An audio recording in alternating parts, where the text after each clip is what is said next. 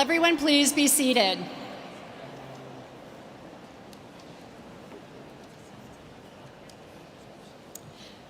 Good afternoon, everyone. Welcome, Regent Wheeler, Vice Provost Singh, Dean Bohr, faculty, staff, parents, families, and friends.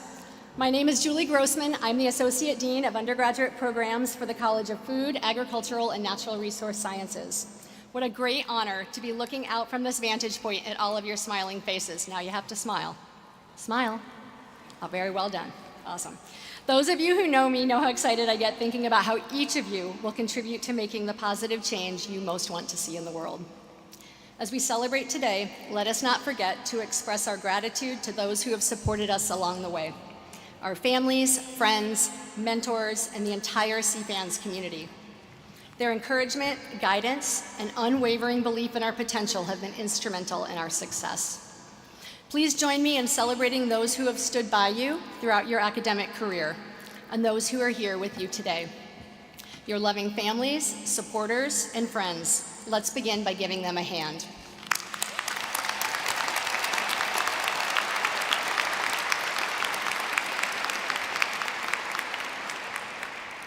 One of the most profound lessons we've learned during our time here is the importance of community.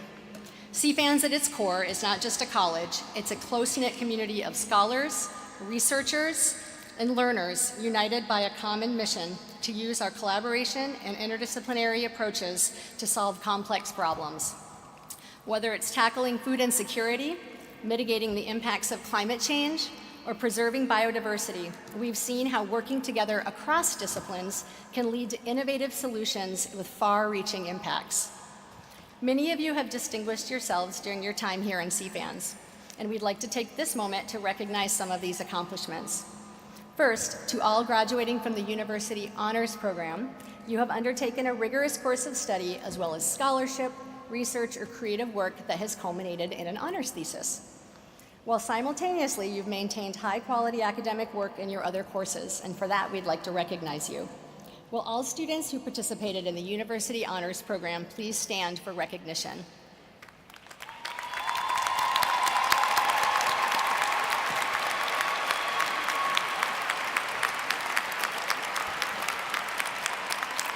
Please be seated. Next, I'd like to recognize students who are graduating with distinction, which is a GPA of 3.75, and with high distinction, a GPA of 3.9 or higher. Will all students who are graduating with distinction or high distinction please stand for recognition?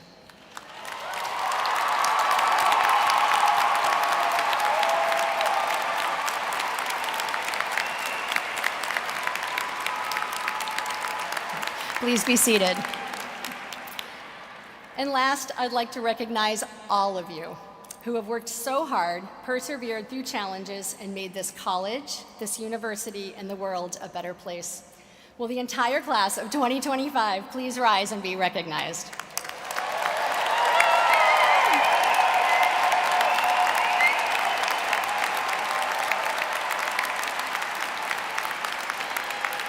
Please be seated. It is now my pleasure to introduce our CFANS Dean, Brian Bohr. Please join me in welcoming Dean Bohr.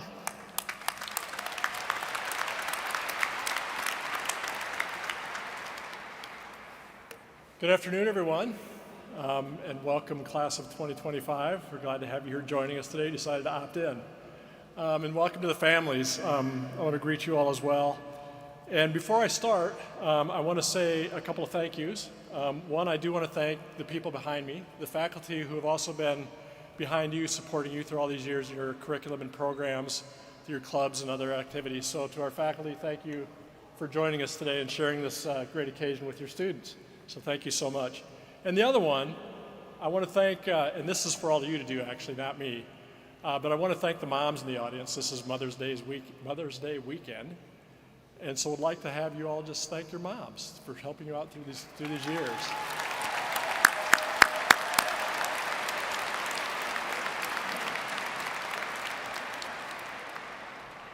That was actually just cheap applause. Seriously, thank you for joining us today. So to the class, again, congratulations. As you look forward to your future, I'm excited to have you here. And I'm going to ask them to put an image up here on the screen. I don't know if I can see it here if I look up. Not sure where that's coming from.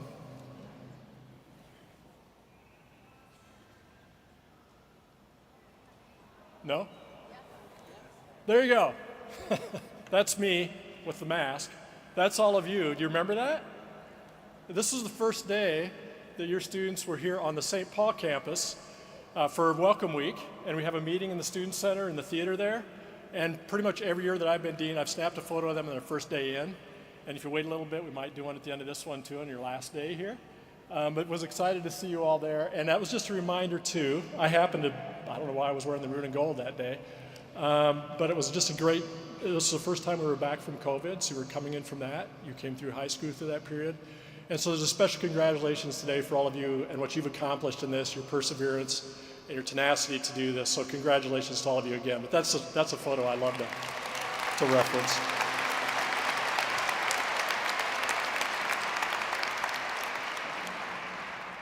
So from here on, I'm going to call you commencers rather than graduates. And because this is a commencement, and part of this is graduates. As soon as you're done with that today, that's it. You graduated. But now you're going to commence out into the world to do some great things. And actually, I figured out you could actually use that word. I Googled it, and it said commencers are people that are beginning something. So did exhaustive research for that.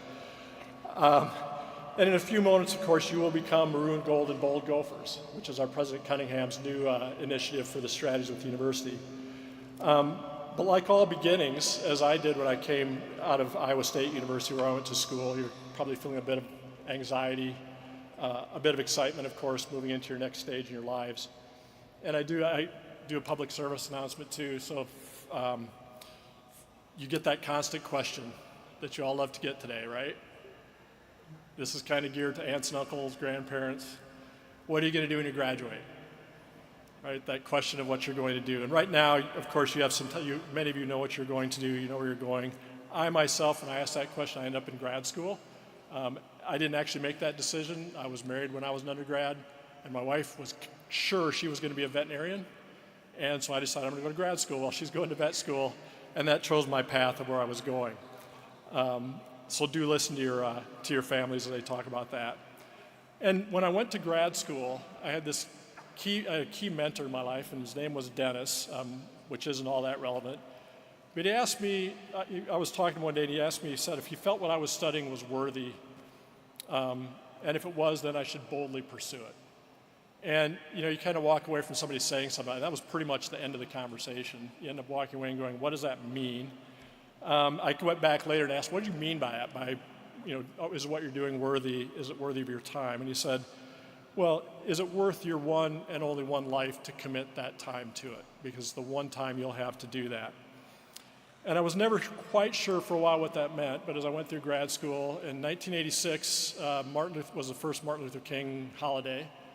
And he also gave me a cassette tape. I've told some students, if you've heard me talk about it, you all know what a cassette tape is. Parents, you probably know what a cassette tape is. Grandparents, you sure know what a cassette tape is. But it was a cassette tape of the Drum Major Instinct by Martin Luther King. And the essence of it, I could go on to it almost with a full thing itself, but the core message was, if you want to be first, if you want to be important, if you want to be worthy, great, that's what we hope for all of you. But to do that, you first have to serve others. That's Martin Luther King's mark of excellence and greatness and success.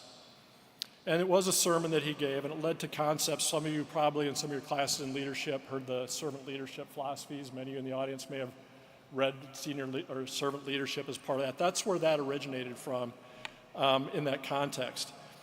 And so I personally was shaped in some ways in that conviction that the work that we're observing today of our students here, of the work they've done, is part of that public education and part of the service that I undertook when I became a faculty member at the University of Minnesota, with that idea that serving students as educators and teachers was a great thing to do. And I have to say I've benefited tremendously from that opportunity in terms of not necessarily this career, my opportunity to meet people, to engage with students, how many students have graduated since I've been here.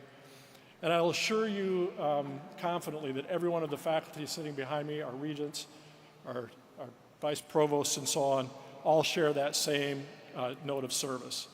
And today we honor all of you as recipients. You're honored by recipients of that proud education. So I do again want to thank faculty for their work and the graduate students who've done that as a key part of sharing that service with all of you. And so you can tell I'm a bit of a historian. I like to go back to things. Over time, and especially in today's environment, I've come to appreciate that work and how important it is. And so I go back even farther. I'm a fan of David McCullough. If you haven't read, he's a historian, fairly famous, has written several books. And when I was reading that one time, I ran across a really radical concept in education. And it actually, I'm going to bore you a little bit here if I'm not boring enough already, but I think it's important to hear today especially. It starts with the Massachusetts Constitution. The Massachusetts Constitution was written by John Adams, and so most of you will recognize John Adams from the Declaration of Independence. The Massachusetts Constitution was written in 1780. The Revolutionary War started in 1775. The Declaration of Independence, of course, was 1776. This is actually the 250th anniversary of the start of the Revolutionary War, if you're counting. And it's the longest standing constitution in the world. Okay, so it's been here a long time. And in that Constitution, I'm going to read it. I'm going to read it not the whole thing, okay? I saw the students just go, man, you're going to read the Constitution? I'm going to read a section of it. It's chapter 5, section 2. Wisdom and knowledge diffused generally among the people, being necessary for the preservation of their rights and liberties, and as these depend on spreading the opportunities and advantages of education in the various parts of the country and among the different orders of the people, I'll emphasize that, among the different orders, all people, the public education is key to that. It shall be the duty of legislators and magistrates in all future periods to cherish the interest of literature and the sciences and all seminaries of them. And I'll say seminaries, that's an important point in this too, because seminaries, at that time, you were either in a religious order, which got you into seminary theological programs. Harvard was a theological school at that time. Or you were the aristocracy and you were able to go to college to get an education. And so this was when I say it was a radical or revolutionary idea, it literally was a revolutionary idea because the Revolutionary War didn't end until 1783. So this was occurring right in the midst of that struggle to gain our perspective. So it had that meaning with it. And especially, and for the promotion, so I'll go on, and then in public schools, grammar schools, for the promotion of agriculture, I had to get to that part because CFANS was there. Agriculture was there. Arts, sciences, commerce, trades, manufacturers, and natural history. To count, again, CFANS is there, right in the Massachusetts Constitution. To countenance, this is the part I love. Nobody would ever say this way today. To countenance the principles of humanity and general benevolence, public and private charity, industry and frugality, honesty and punctuality in dealings, good humor and social affection, and general sentiments among the people. You're all going, I get it. That's a long passage, but I think now, as we think about where you're at today and launching into your futures, that's the importance in the history of that education that you're recipients of to carry forward, because I know all of you are going to go out into lives of service as you move forward. That became actually, to take it just one step quickly, that became the Moral Act, was the start of land-grant universities like the University of Minnesota. We're part of that historical aspect. That included aspects of including all people in education, as public education is part of that, as an informed electorate. So as a public graduate myself, I boldly support that mission, and particularly inclusive aspects of that, which is what the public provides, is the ability for people who may not have the means or the backgrounds or the history to do that. And the class of 2025, as you commence today, ask yourselves, what is worthy of your time, of your one and only life? And remember, don't take that as a big burden. It's simply as Martin Luther King said, You can be great because everybody can serve. So find that place in your life, in your work, in your day-to-day, with your families, wherever it is. Find that place to serve and take that public education that you received here as part of this, this country and this world, and go forth boldly with that. This is well within your grasp. So I don't put these out here as ideas or you can't attain. But I just talk about a few of our alums, just very briefly. Robert Herbst graduated in 1957. That was before I graduated, by the way, just to be clear on that. But he graduated in 1957. He was in Forest and Wildlife Management, and he was the first commissioner of the DNR in the state of Minnesota. He went on to go to serve at the federal level. He became an undersecretary of the Department of Interior and Natural Resources. He commissioned the national parks in Alaska, and he commissioned 32 national parks in the lower 48 states. That's from a graduate just like you were out of the University of Minnesota doing that work.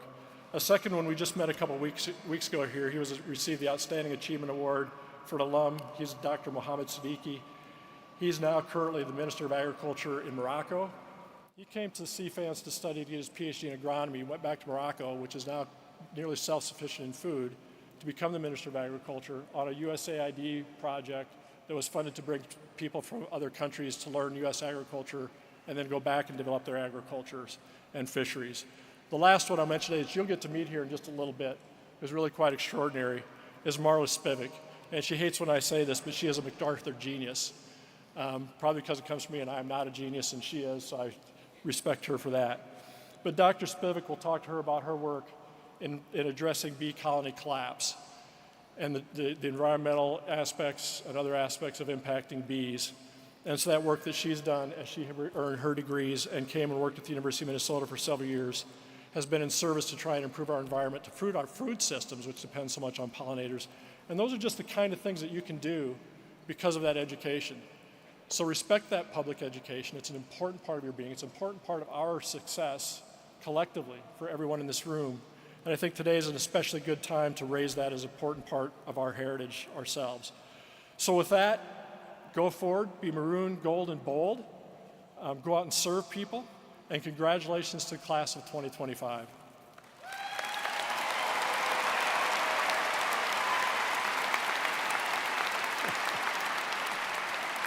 And with that, since we took that picture 21 years, anybody remember that picture? How many remember that?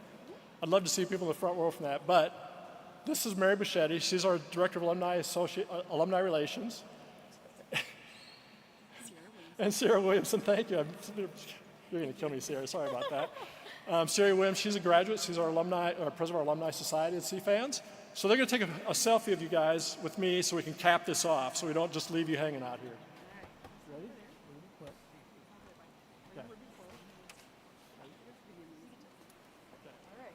You can stand up if you want to. Sarah, you find straight places. Okay, sorry. All right. There we go. Something? Wave, everybody. That's it. Yay!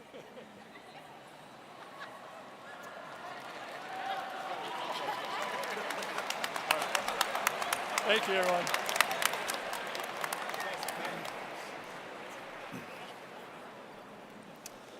Good afternoon. My name is Dr. Hal Della Roseby, and I serve as the Assistant Dean for Student Services and International Programs. That was the one student that got an A this last semester. It's my pleasure to introduce the 2025 graduating class student speaker, Laura Lugbauer. Laura graduates with a BS in Sustainable Systems Management, specializing in corporate sustainable systems, with minors in Applied Economics and Retail and Consumer Studies. During her time at the University of Minnesota, she applied her passion for sustainability through research projects on textile recycling and sustainable feed manufacturing, and gained hands-on experience with organizations like Renewing the Countryside and Girls on the Run. A strong communicator and leader, Lauren served as president of the Sustainable Systems Management Club and as a student representative for the CFANS Collegiate Fees Committee. She looks forward to a career in environmental services where she can continue driving meaningful systems-level change. Please help me welcome Lauren.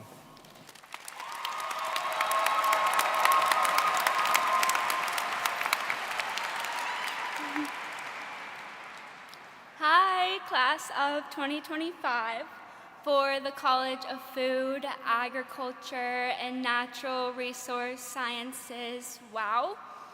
After all these years, our full college name is still a mouthful, but I do have a limited amount of time to speak today, so I'm just going to say CFANS from here on out.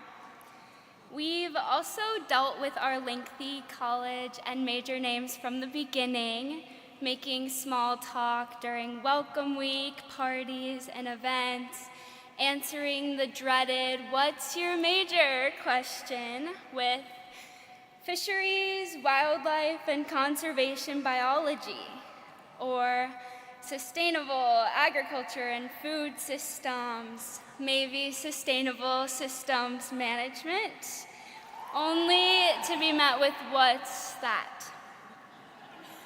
Whether we tried to explain our choice then or not, we knew exactly what we were doing from the moment we set foot on St. Paul campus and chose a major few had heard of, and we didn't even quite know how to explain just yet.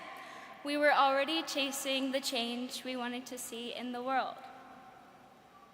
We are the college of having to stop ourselves from going to MIMS every single day of the week, the college of chasing after the campus connector, the college of laying on the lawn in the sun next to giant bull sculptures, the college of genuine connection with peers who understand your purpose, and the college of tight-knit classes where our professors go the extra mile to create a supportive community, like the time my professor, Jake Hoggins, brought his own homemade maple syrup samples to class.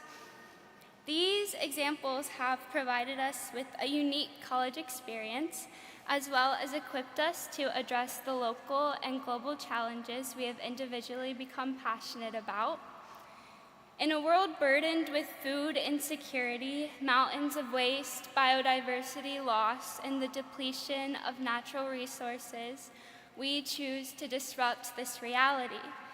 We understand these issues affect everyone, but they do not affect everyone equally. I'm standing here today beaming with pride for all of us, for the incredible passion that fills up this room with individuals that dare to ask the hard questions, to not accept systems as they are, and to step into a world full of problems with the tenacity to tackle them head on. And here we are today at the end of our undergraduate journey, surrounded by our beautiful, smiling, and proud family and friends. Among this crowd full of our biggest supporters, my entire family is here. They are my favorite people in the world, my biggest inspiration, and my biggest reason for standing up here today.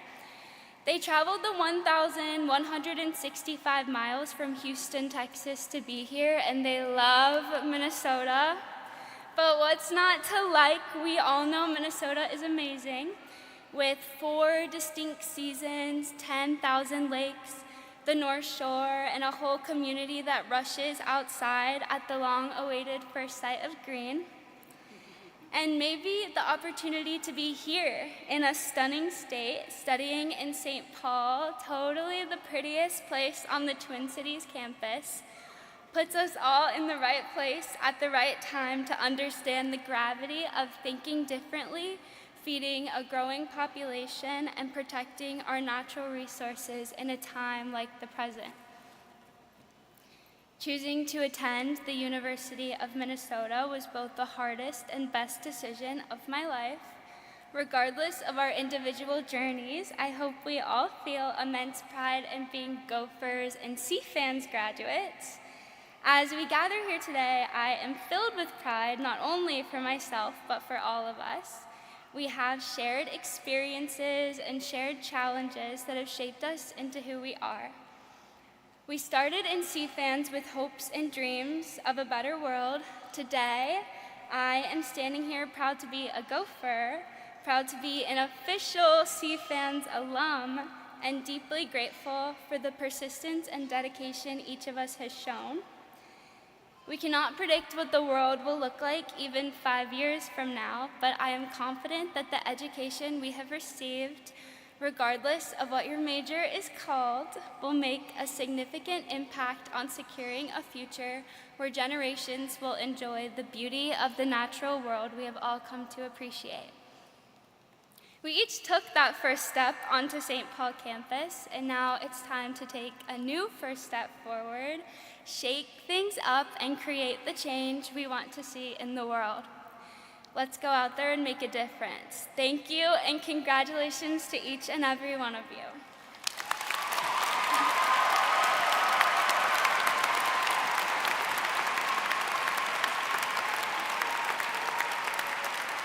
Thank you so much, Lauren, for that wonderful and important message and story. We wish you great success, and we'll miss you along with the rest of the class of 2025. It's now my distinct pleasure to introduce Sierra Williamson. Sierra is currently a senior finance manager at Target with the corporate financial planning team. Prior to Target, Sierra worked at Land O'Lakes across multiple businesses within the enterprise with experience in both feed production, M&A, and crop production pricing. Sierra had a tremendous undergraduate experience where she had the privilege to serve as the president of the CFANS Undergraduate Student Board and started the Ag Business Club, which still operates on campus today. I know Sierra personally, and I know that she's passionate about utilizing strategic thinking in all she does to support innovative solutions.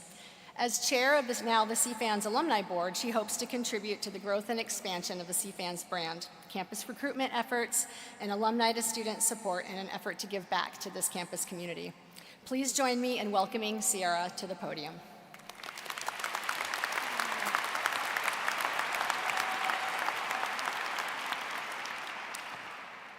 Hello, everyone. I'm Sierra Williamson, and thank you, Julie, for that very kind introduction. I'm a 2020 graduate from Agricultural and Food Business Management and the current president of the CFANS Alumni Society Board. Someday, one of you could be up here taking my spot down the future. On behalf of more than 31,000 CFANS alumni in Minnesota, across the country, and around the world, it is my absolute honor to congratulate each and every one of you on reaching this incredible milestone of the CFANS class of 2025. Thank you to all who are here today supporting these graduates, family, friends, faculty, staff, and mentors. Your presence really matters. Graduates, take a moment to pause. Breathe it in, reflect on the journey that brought you here. From that first day you stepped onto this campus or took the selfie with Dean Burr, to this moment, dressed in cap and gown, ready to walk into your future. You chose to invest in yourself through education. You gained experiences, some expected, some surprising. You built connections with peers, professors, mentors, people who are now rooting for you in your success. I'm confident that your time at CFANS has equipped you not only with the knowledge and skills, but with the heart and mindset to make a real difference in this world. As you move forward, here are a few thoughts that I hope you'll carry with you. 1, stay curious. Curiosity will be your greatest asset. It will guide you when things are unclear and help you grow through the pain. 2nd, lead with authenticity. Be true to who you are, even when others might try to make you feel differently. Your uniqueness isn't just part of who you are, but it's one of your greatest strengths as you step into this next chapter. 3rd, listen to understand. The ability to see through another's perspective will set you apart. And lastly, build your circle with people who see your potential. One of my longtime mentors talks about my goals using when, not if statements, and that belief makes a difference in how I view myself and how I set my goals. Find that kind of mentor. Seek out people who believe in your future as much as you do.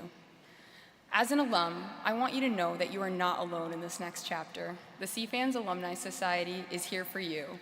Our mission is to build bridges between alumni, students, faculty, and the broader community, to create opportunities, foster connections, and celebrate each other's successes. Personally, I've had the privilege of engaging in some amazing programs: Homecoming, Networking Night, Borealis Night of Excellence, and many others. But the one that's closest to my heart has always been the CFANS Mentor Program. As a student, I was paired with a mentor who introduced me to the company where I started my career. That one connection changed everything. This year, the 32nd year of the program, we had 118 student mentor matches, including 30 first-time mentors. That's powerful. Now let me ask, have any of you participated in the mentor program? Raise of hands. Awesome.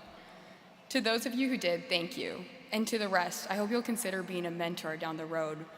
It's an incredible opportunity to grow in your own network while paying it forward to the next generation of CFANS students. Through this program, students have found jobs, internships, gained advice, and made lifelong friends and advocates.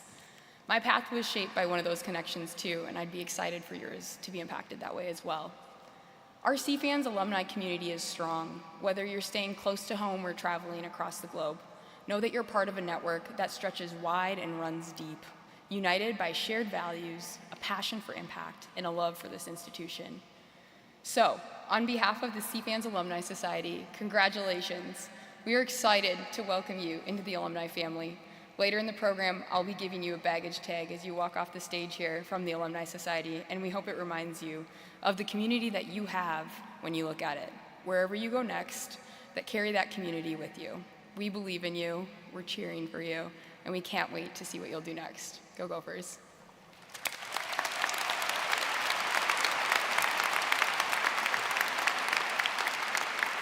Thank you, Sierra. It's now my pleasure to introduce our keynote speaker for the afternoon, my colleague, Dr. Marva Spivak. Marva Spivak, which you've heard already a little bit about, is a McKnight Distinguished Professor Emeritus in Entomology at the University of Minnesota, where she's been promoting the health of all bees, every single one, all over the world, since 1992. Marla began beekeeping in 1974. She received her BA in biology from Humboldt State University in 1978 and her PhD in entomology at the University of Kansas in 1989. She studied the ecology of Africanized killer honeybees in Costa Rica. Her research and extension efforts have focused on honeybees' healthcare system, or social immunity. She bred a line of honeybees called the Minnesota Hygienic Line that were able to defend themselves against diseases and parasites. She also supported numerous graduate students in her lab as they developed the first honeybee cell line, investigated the effects of agricultural landscapes on pesticides on honeybee native health, decoded the honeybee dance language to determine if honeybees recruit each other to prairie flowers, and created flowering bee lawns to support the nutrition of all bees. In 2010, she was awarded a prestigious MacArthur Fellowship.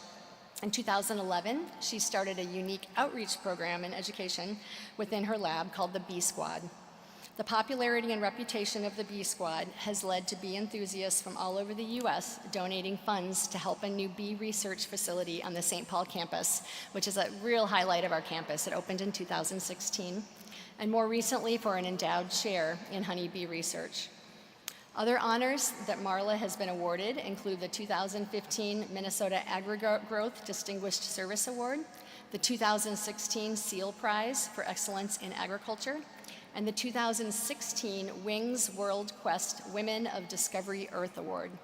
She is looking forward to just getting to be a beekeeper again. Please join me in welcoming Dr. Marla Spivak.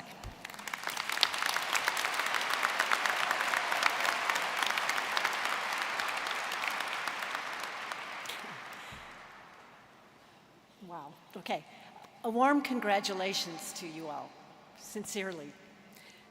My main message today is going to be how proud I am of this graduating class. You have completed your bachelor's degree despite the stress and isolation of COVID, despite current global change and turmoil. You persisted and completed what you set out to accomplish. You may have doubts about what comes next, but for now, just rest on your laurels. Party. You have successfully obtained a college degree from a great university in a great state, and I'm personally really proud of you.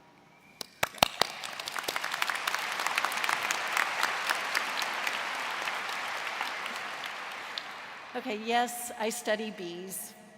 Today, my career path is looked upon with respect, but that was not always the case. I read a book about bees when I was 18. I was bored in college, directionless, getting in trouble. And something in those pages grabbed me, something about the social life of bees and the seemingly crazy beekeepers that just love to work with them. And I had to see it for myself. And so I went to work for a large-scale beekeeper and became hooked on these fascinating creatures. I managed to complete my bachelor's degree. It wasn't easy for me, despite personal hardships and taking yet another semester off. And when I eventually told my parents I was going to go to graduate school to study honeybees, they threw up their arms in despair and solaced each other by saying, well, this phase too will pass. And then when eventually I was offered a job here as a professor, my mom admitted, and honestly, this is a quote, "I think she's serious about this." So my second message to you is follow what grabs you. If you pursue an interest that fascinates you, a passion, it will motivate you through thick and thin. And parents, the paths these graduates choose may not be what you had in mind for them, but it is important to allow them to follow a dream. I have a son, and of course my words are coming right back at me because I watch him pursue a career in music. It's taken a while, but his passion has opened doors for him I never thought possible. So parents, have patience. Graduates, continue to have persistence. You've already demonstrated you can do that. Okay, my last message is about perspective. But to approach this topic, I need to talk a little bit more about honeybees. I'll be brief. Please bear with me. One reason honeybee colonies fascinate me is because they constantly force me to change my perspective. 1 minute, I'm looking at an individual bee within the colony, maybe the queen bee, maybe a worker bee. The next minute, I'm looking at the entire colony as one individual, as an animal. Honeybee colonies are what we call a superorganism. They're an organism full of organisms, an animal comprised of many animals. So are they one or are they many? When I look at an individual bee, I can use genetic sequencing to discover all the individuals that comprise their microbiome, inside and outside their bodies. So is the individual one or many? Our bee research lab manages hundreds of colonies around the Twin Cities area. And each colony of honeybees has a distinct personality. Yes, they all can sting, but the behavior of each colony as an individual, as an animal, is distinct. Some are super gentle, some are nervous, some are more prone to diseases and parasites. We keep these diverse colonies in apiaries, sometimes with 30 to 40 colonies per apiary in location. And some apiaries make more honey than others, and some are more exposed to nearby pesticide applications. But our apiaries, well, they are both one and many. So perspective.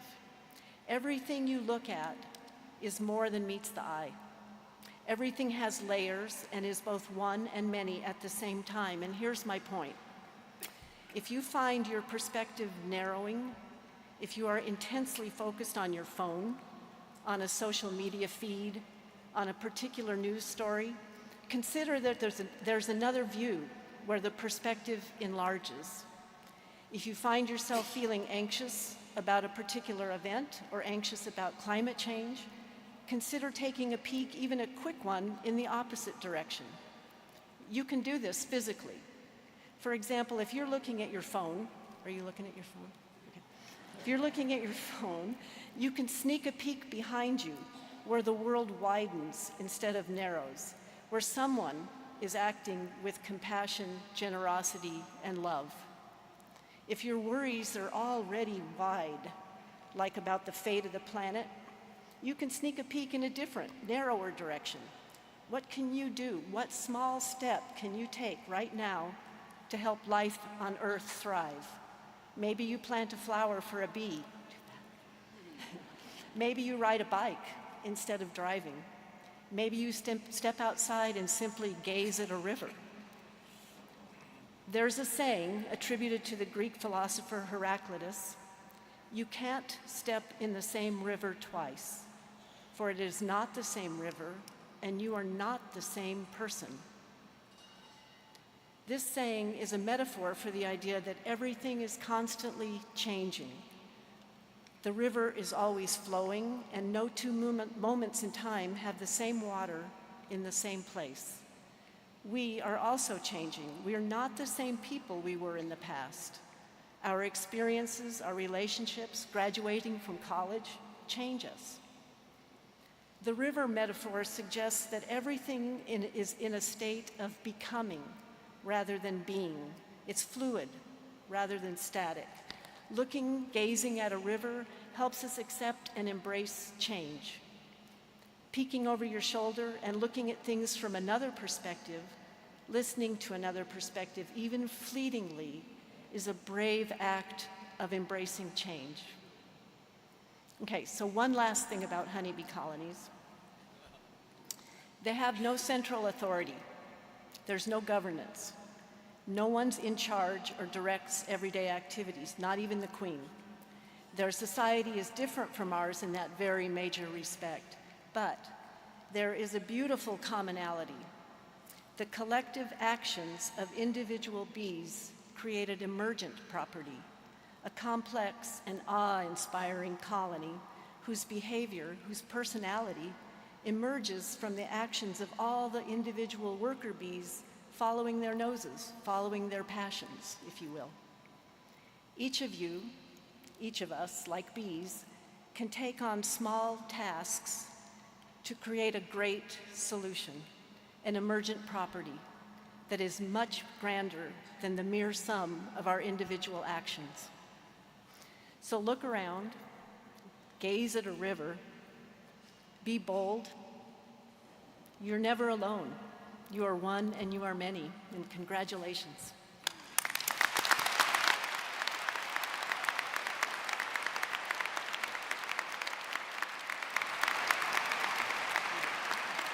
Marla, thank you for your message to our students and to all of us. I want to personally thank you as well for being a wonderful colleague and a mentor to me, and I know countless other faculty, and to so many students.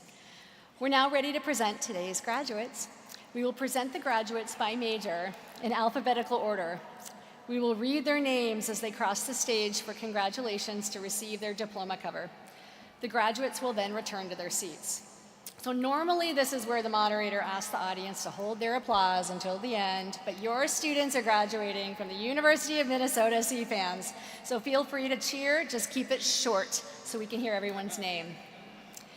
Echo Payne, CFANS Development Operations and Annual Giving Manager, and Mary Bouchetti, who you already met, who took the selfie, Director of Alumni and Constituent Relations for CFANS, will be reading the names of this year's graduates. And now it is my distinct honor to present the graduates of the class of 2025.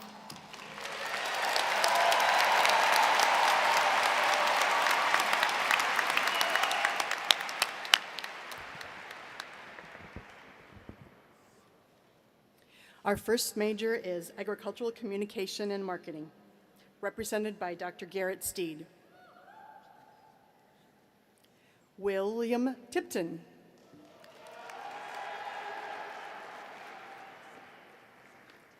Austin Lang.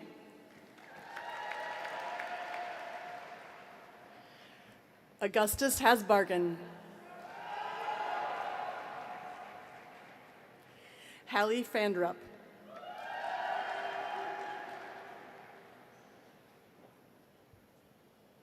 Natalie Beckendorf.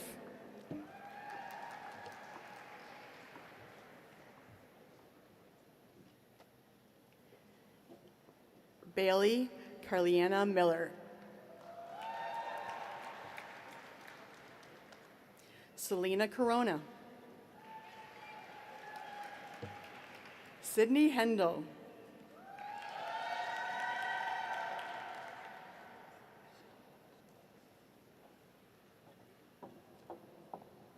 I was going to.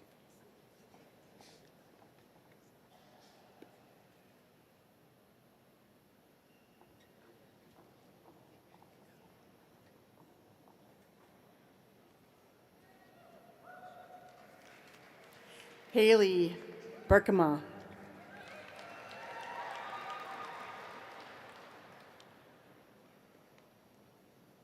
Megan Meyer.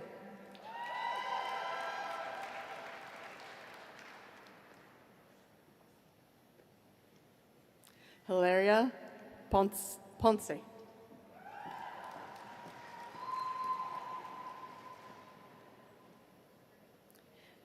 Kat Johans.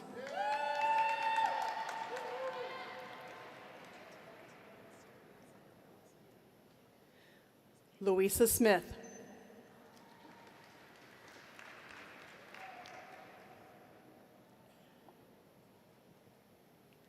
Lauren Wagsness.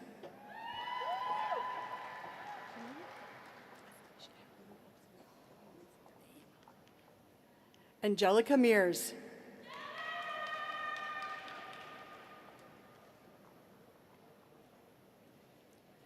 Allison Murrell.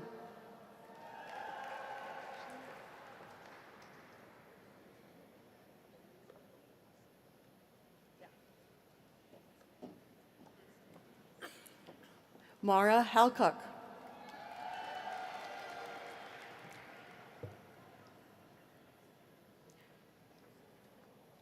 Gracie Ash.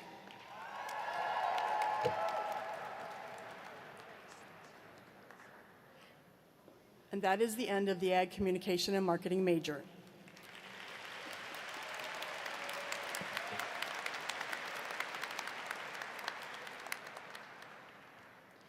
Agricultural Education, Rena Johnson.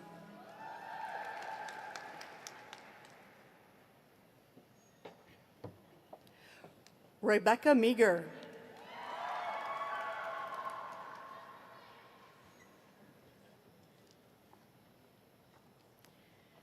Tabor Sheldrup.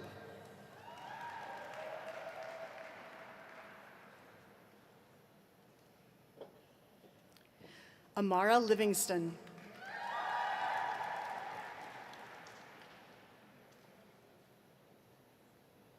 And that is the end of the agricultural education major.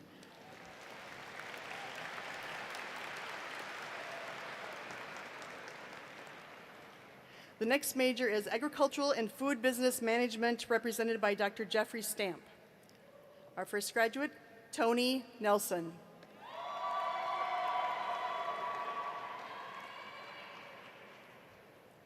John Novacek.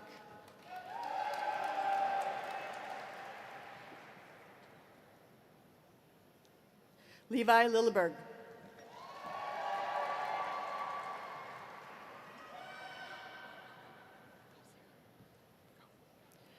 Sarah Hagenow.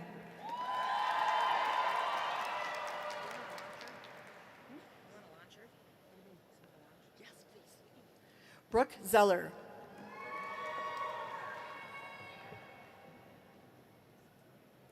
Keelan Shea.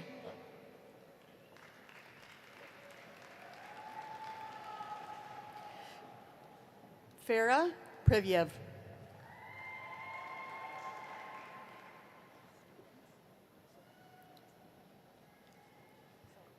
Jillian Anthony.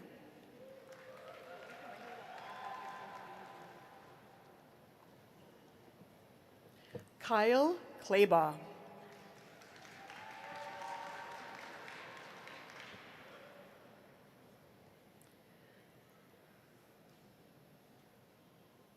Thomas McCarthy.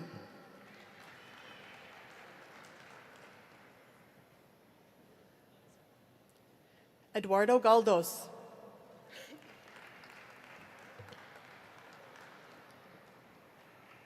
Noah Herflofsky.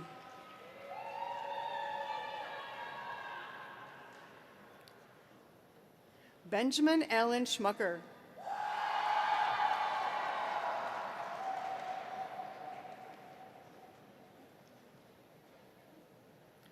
Sullivan Sherber.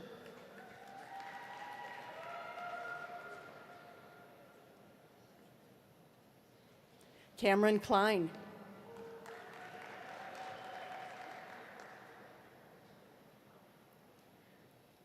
Dylan McGowan.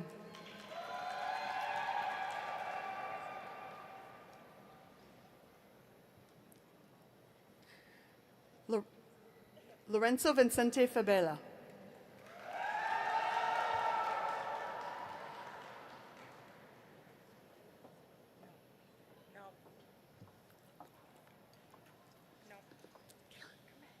And that is the end of the Agricultural, Food, and Business Management major.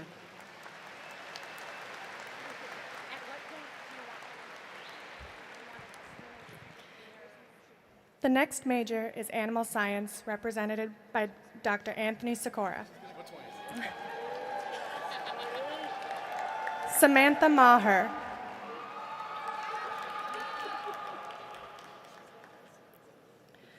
Carly Walter.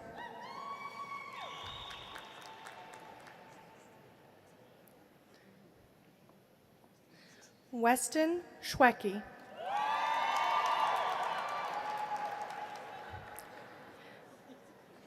Seth Heidemann.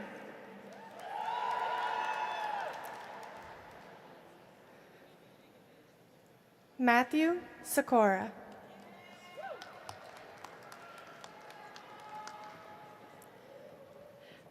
Benjamin Steyer.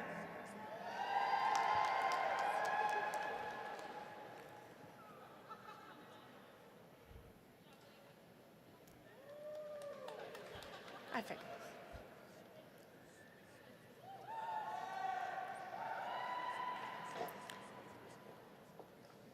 Anna Reidenauer.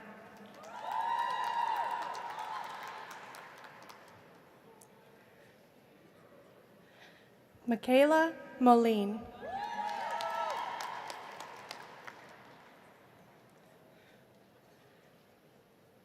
Emma Martheler.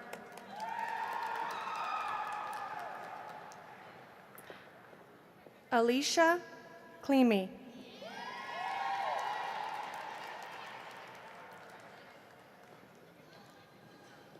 Ellie Penzenstadler.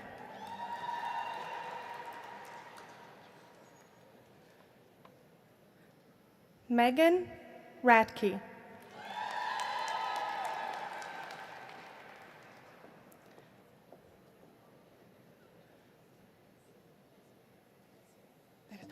Clara Thompson.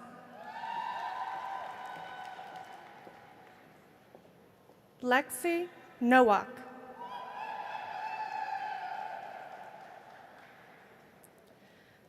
Amanda Crotty.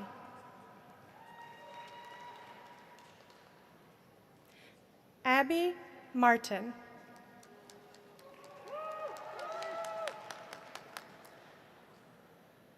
Chloe Streggy.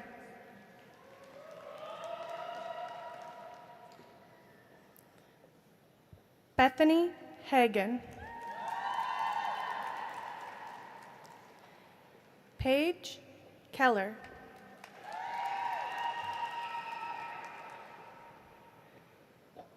Megan Wixer.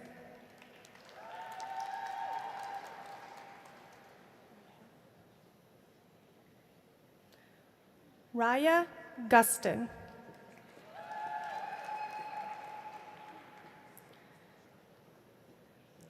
Laura Bose.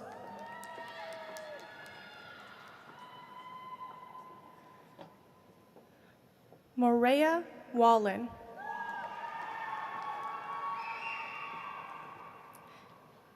Catherine Visick.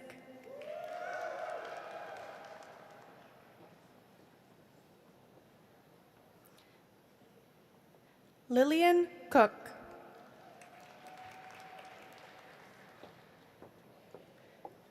Ashlyn Welch.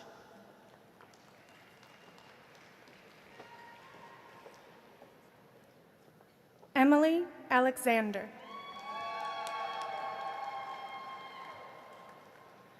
Kushagra Bhatnagar.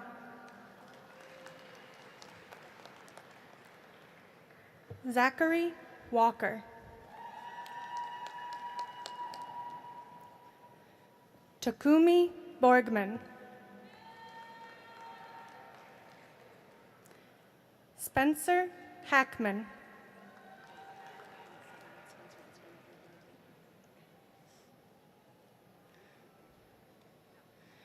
Zoe Owis.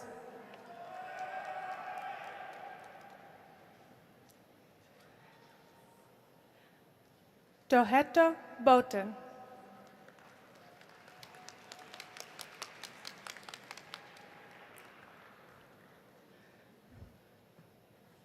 Sullivan Merkel.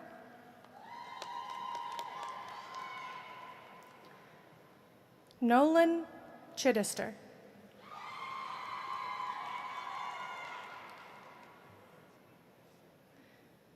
Jacqueline Joraman.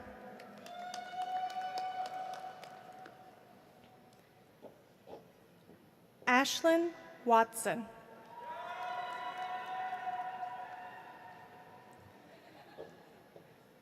Taylor Dahlquist.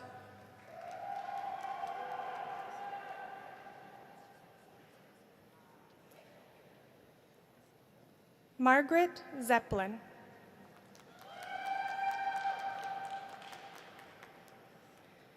Yanghua Lee.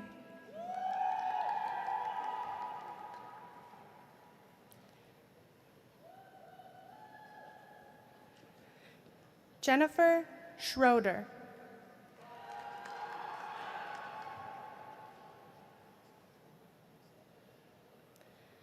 Sumaya Luger.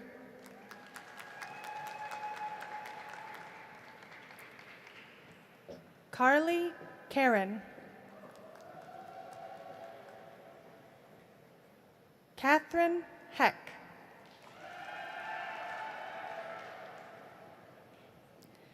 Tiana Davis.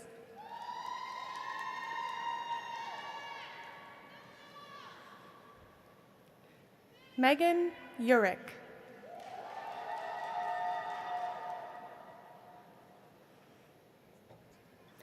Eric Shang Du.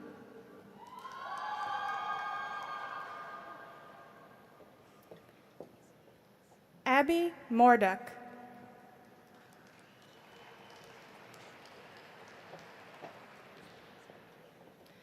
Ashlyn Tabrook.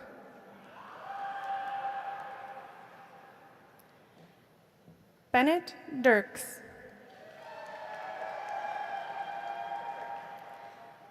Isla Rolfson.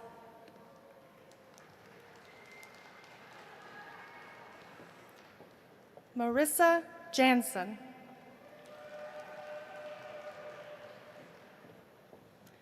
Sarah Counts. Jessica McCann.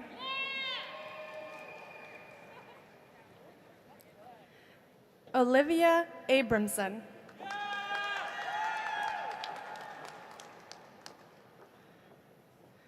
Dawn Wynn.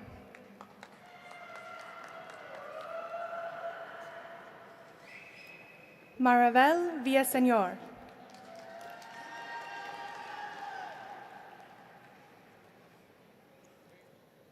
Monica Lopez Ramos.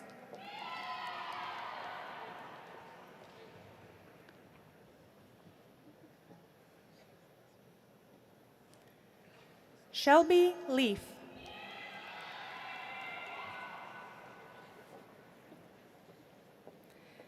Hallie Zano.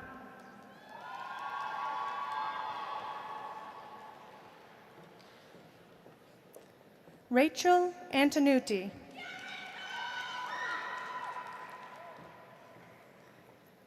Sadie Burns.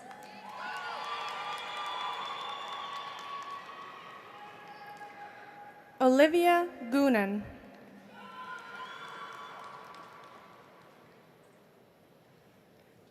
Emma Loy.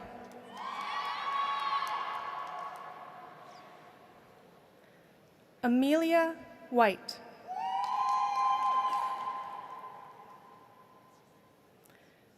Ursula Wennick.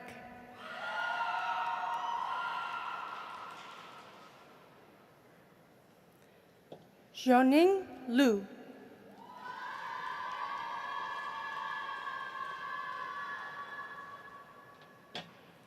Lida Lee Barros.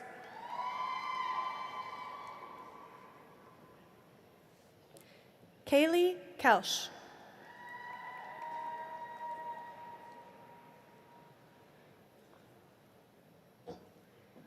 Caitlin Connor.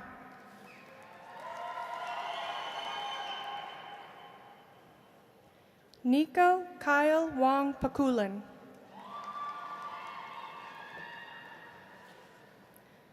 Sophia Faith Wendt.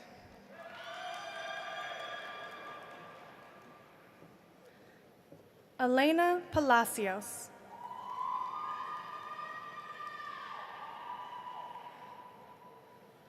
Ma'an Fathadin.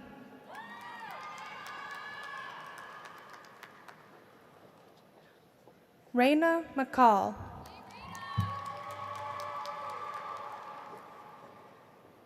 Summer Blackhawk. And that concludes the animal science major.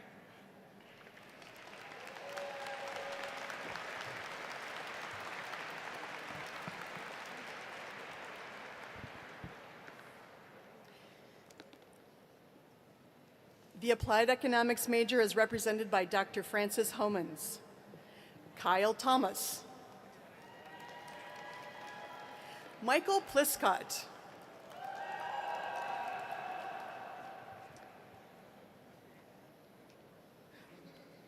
Robert McGee.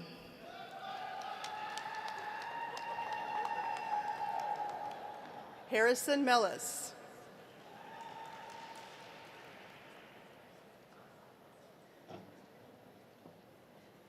Madeline Lusky.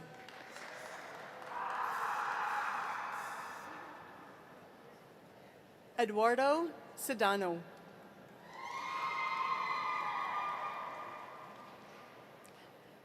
Miri Alto.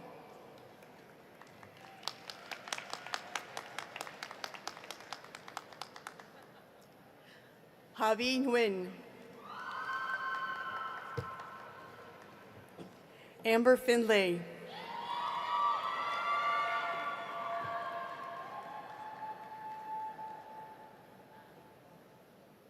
Graham Ocken.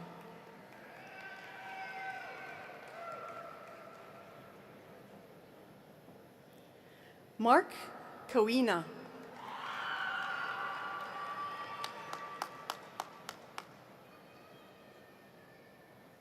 Richard McCoy.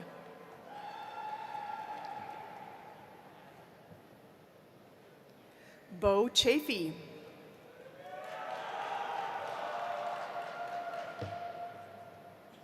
Weissman Boyer.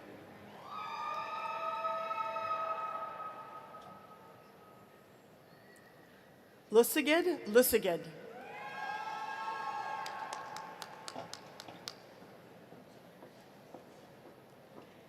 Fabian Belke.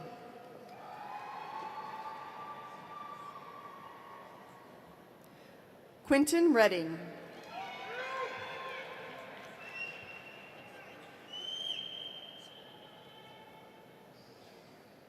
And that concludes the applied economics major.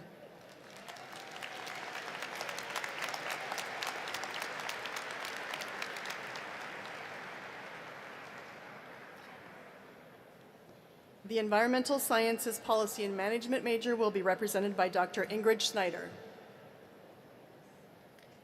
Emma Michaela Straw.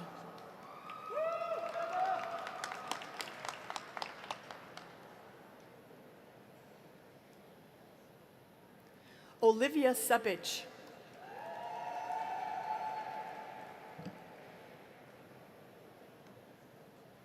Robert Brown.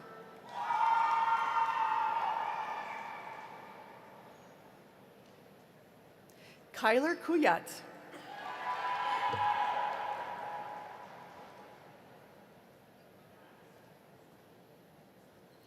Ali Al-Awami.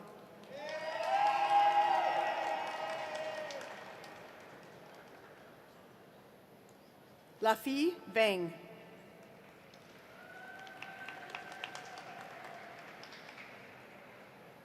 Gianna Piazza.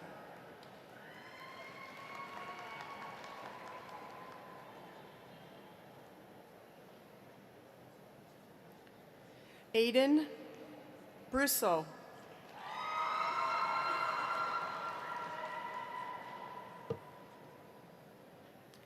Griffin Broad.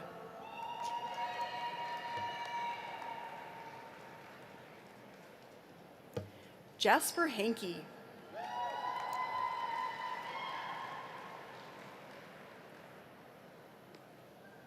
Anthony Perfetti.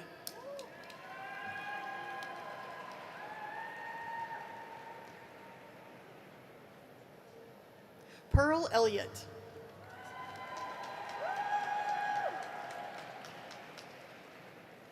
Scott Matranga.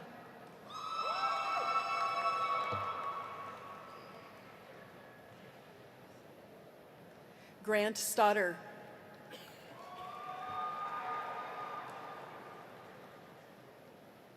Aaron Larson.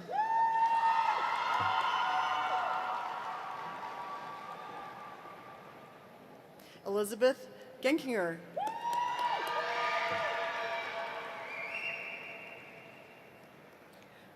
Jenna Watala.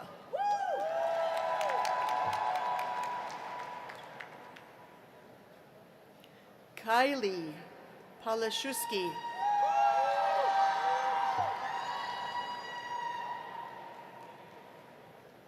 Will Edward Sammons.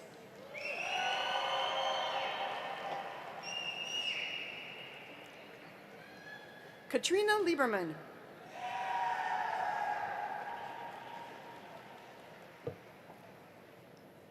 Gianna Doherty.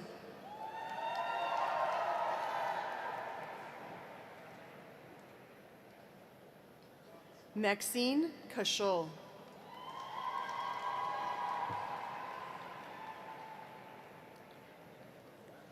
Julia Lisney.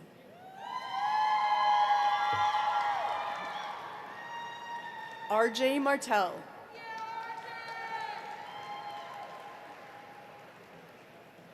Elise McEwen.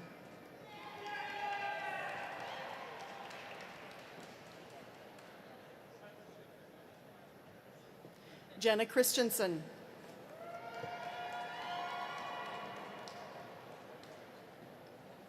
Anna Windles.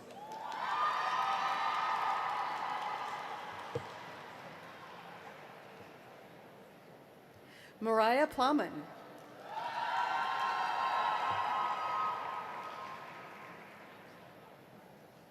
Alina Schenk.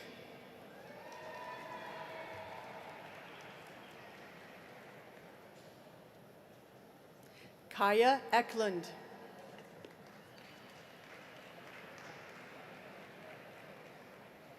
Audrey Clayton.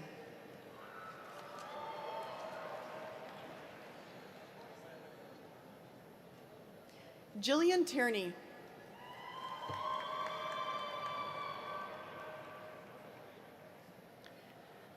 Kadleen Talib Al-Sayed Hassan.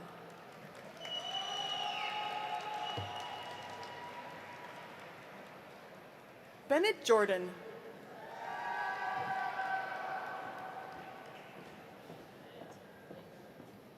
Jana Serrano.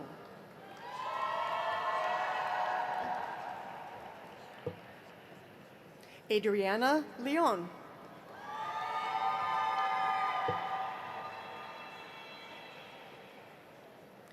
Caitlin Botker.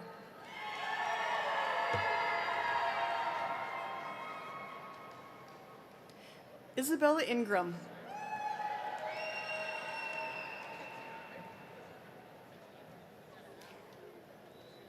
Kylie Gregory.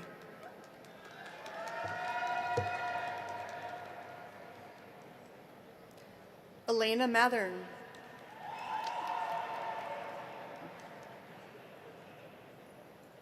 Ashley Wengel.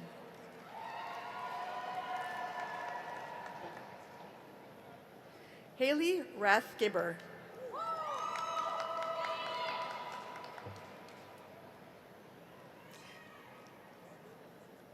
Esme White.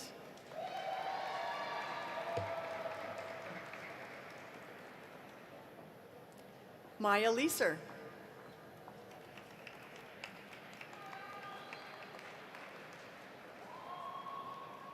Emma Ihlenfeld. Henry Parks.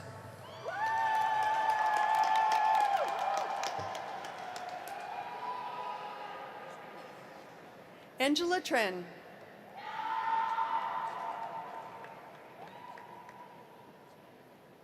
Maren Hansi.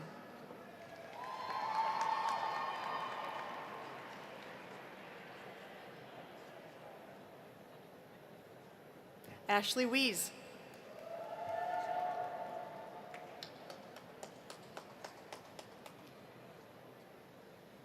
Clay Mars.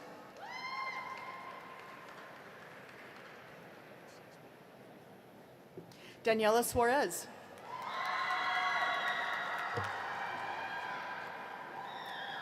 Julia Frigsted.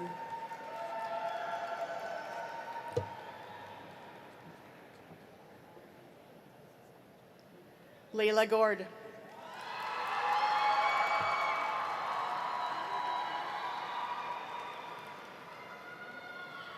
Emma Leff. Tyler Ruthe.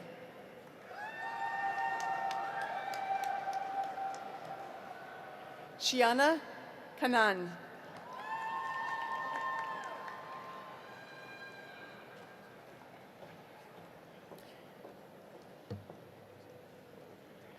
Dia Shah.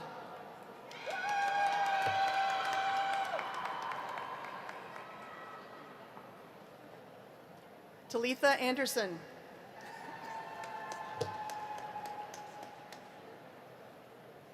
Anna Nelson.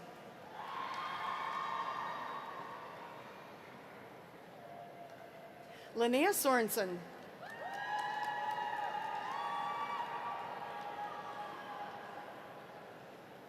Elise Hennes Garcia.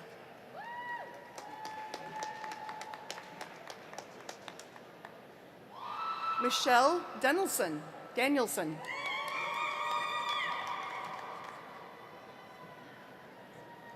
Maria Fernanda Gonzalez.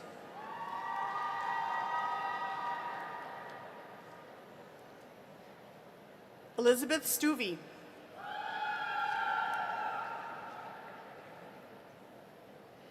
Catherine Henke.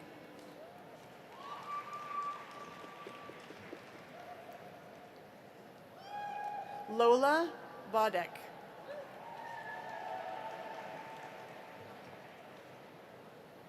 Lauren Rova.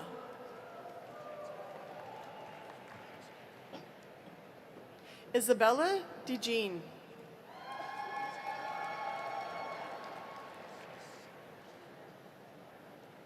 James Iden.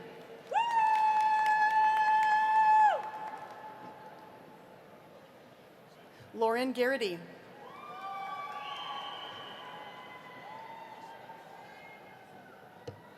Amanda Nelson.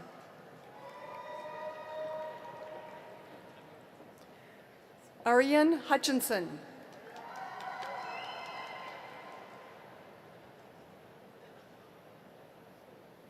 Caitlin Seaman.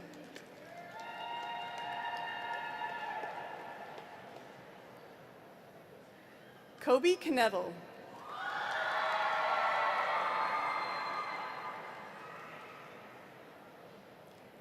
Iva Harin.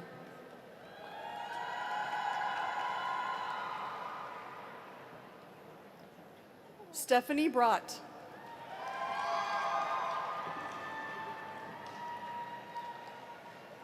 Kate Sacedo.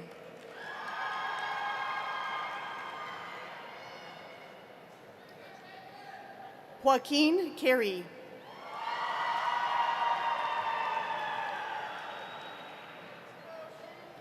Brooke Schultz.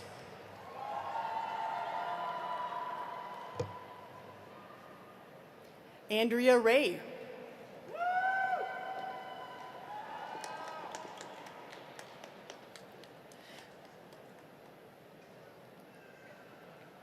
Pedro De Filippo Vanucci.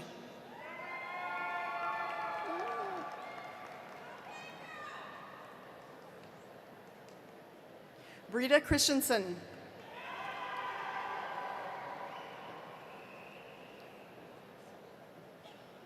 Molly Stroh.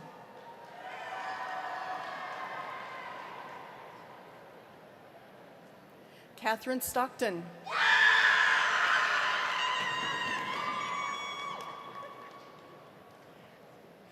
Grace Ramlette.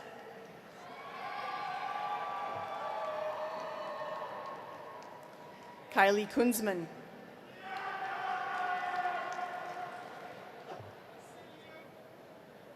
Ruby Hillmeyer.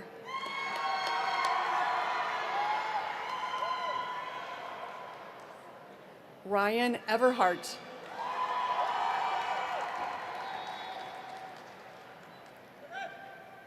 Yang Cheng Nam Gyol.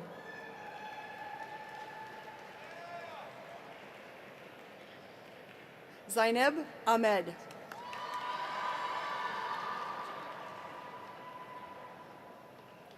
Anjali Mupidi.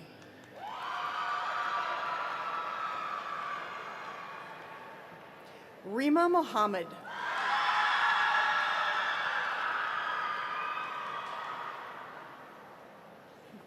Maya Schultz.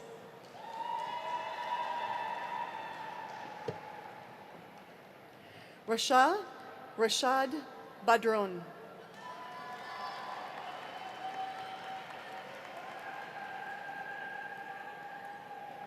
Takira Ba.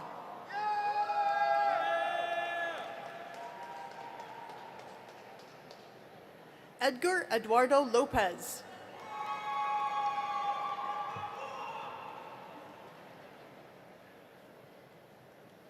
Austin Reamer.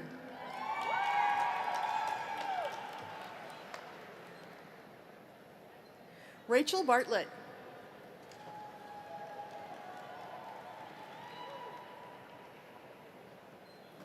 Liana Mahia.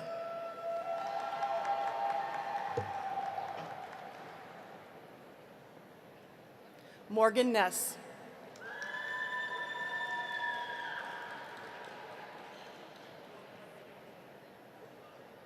And that concludes the Environmental Science Policy and Management major.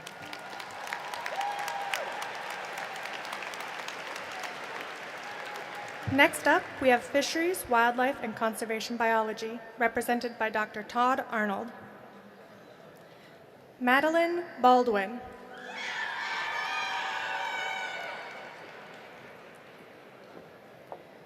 Taryn Reitzma. Emily Peterson.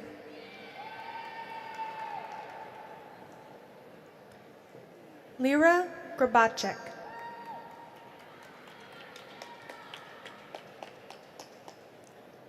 Riley Jansen.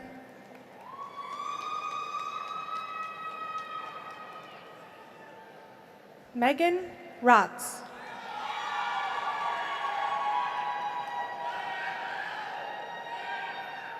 Emma Ambrosi.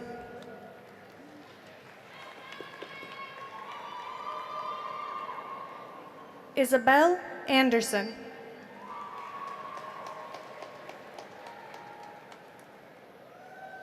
Megan Anderson.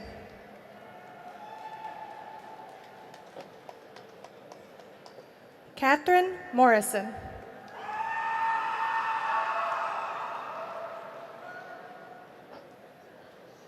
Leah Strami.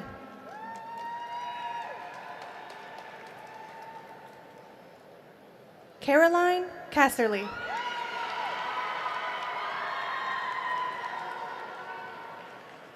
Ella Biancolo.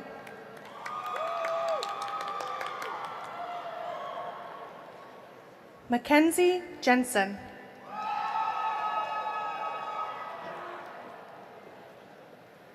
Greta Hornquist.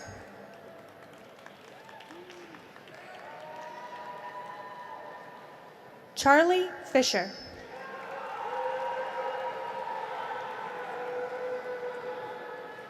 Martin Stensky. Gavin Ross.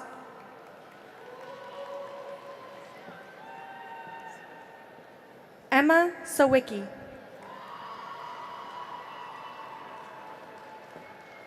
Madison Rose Michelson.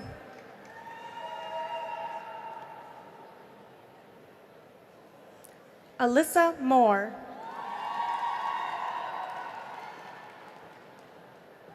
Samuel Verbugi.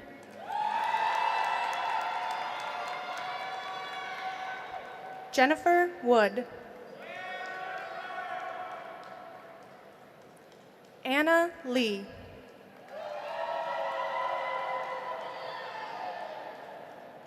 Alexis Pliscott.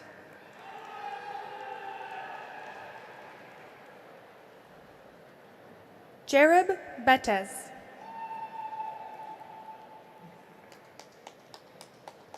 Eric Sirkvenik.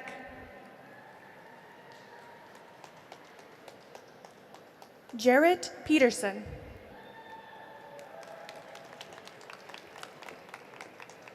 James Noonan. Carson Ponko.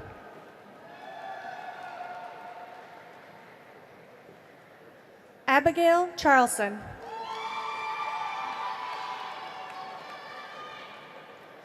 Beatrice Mastrud.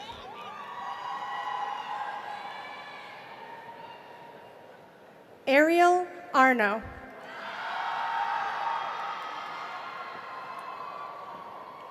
Annabeth Johnson.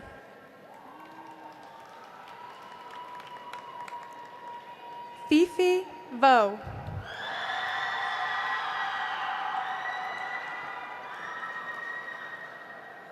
John Olson.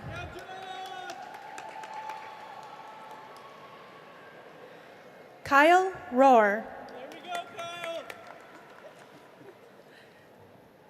John Henry Olwine.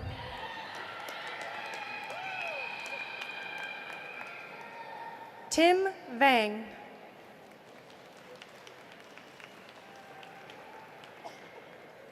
Perry Fernandes.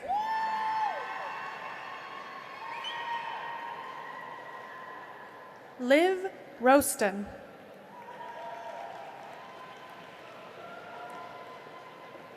Jenna Pearson.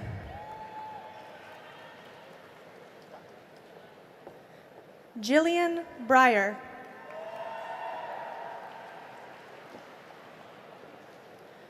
Julia Grabowski.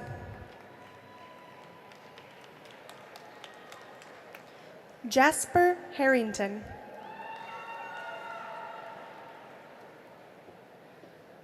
Taylor Matheson.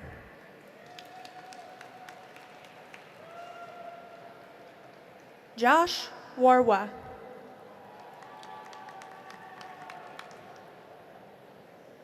DJ Jones.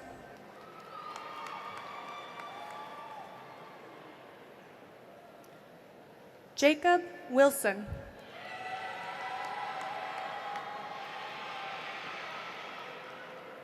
Frank Savage.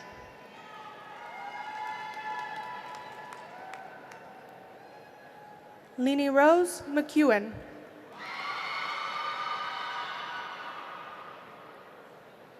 Francis Kotke.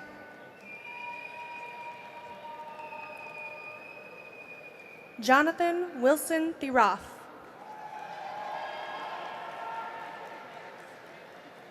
Christian Hernandez. Aiden Tony Dandel. Theo Carlson.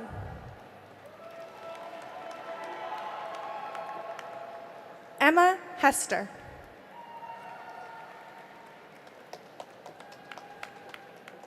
Maria Krausman.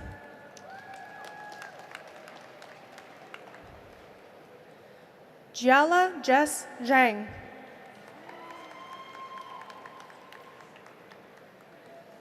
Sandy Liu.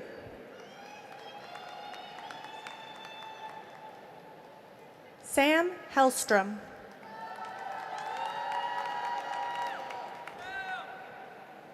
Tyler Novotny.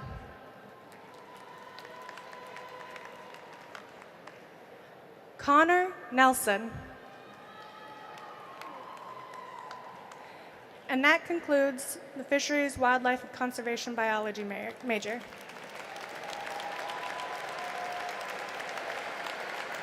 Next up, we have Food Science, represented by Dr. George Honor. Priscilla Bunday.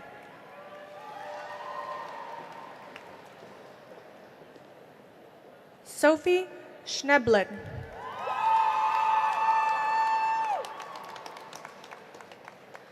Graham Stallman.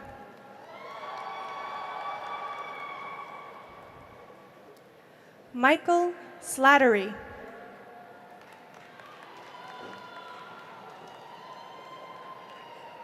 Molly Holbrook.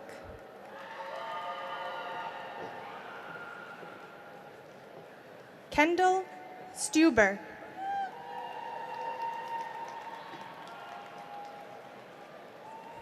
Alicia Pena.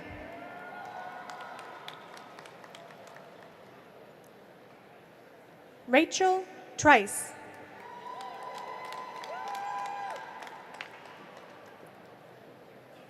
Brianna Willis.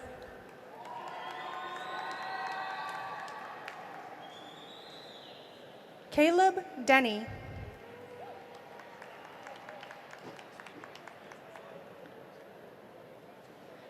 Ia Chang.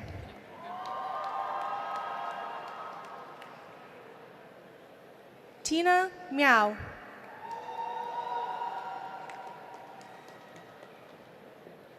Sierra Nyberg.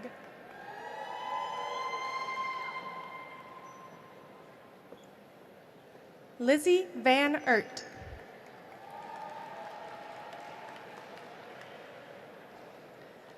Emmeline Lin.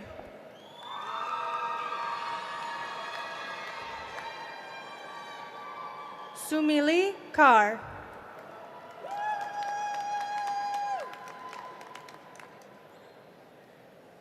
Tyler Stewart.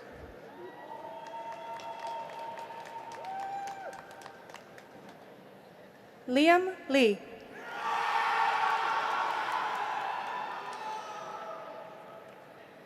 Jordan Waldorf.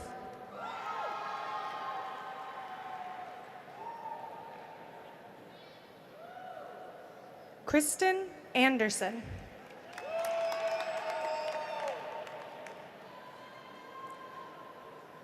Rasmus Gantris.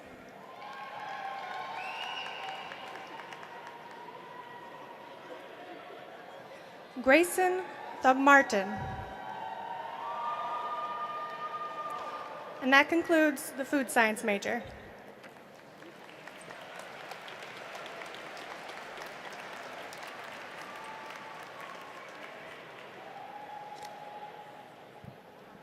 The next major, Forest and Natural Resource Management, will be represented by Marcella Windmuller Campioni.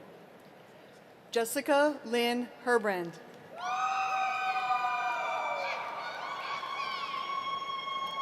Emma Gamst.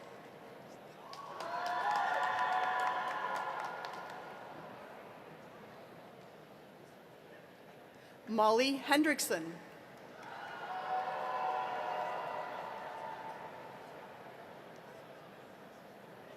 Kyle Rue.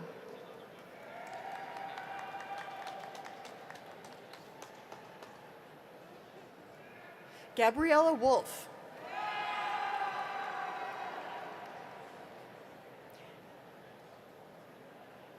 Joseph Sweet.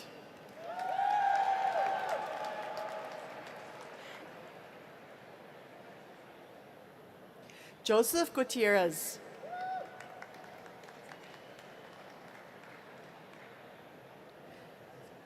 Bennett Rhines.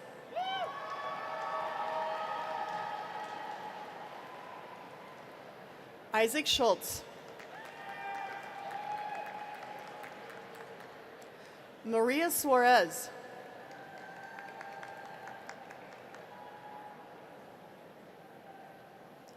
Dustin Wolf.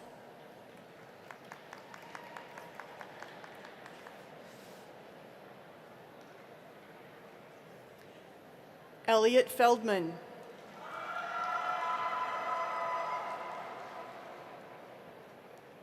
Mary Ulrich.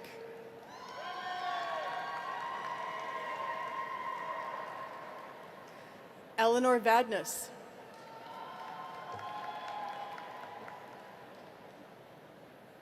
Tyler Seabright.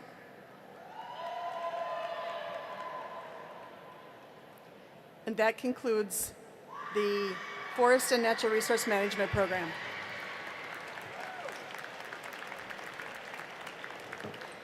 Next up, we have the nutrition major, represented by Dr. Dan Gallagher. Jacob Harold.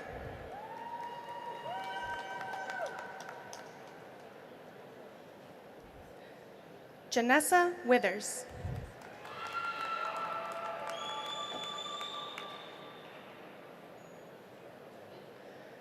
Magda Abdali.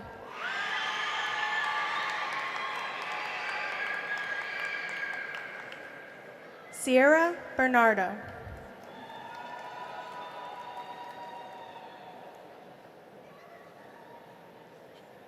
Guadalupe Medina.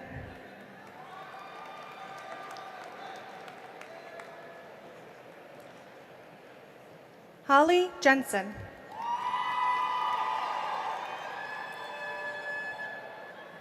Alyssa Hayel.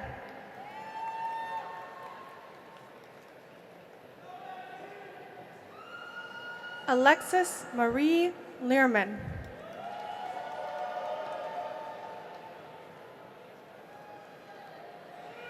Adriana Learman.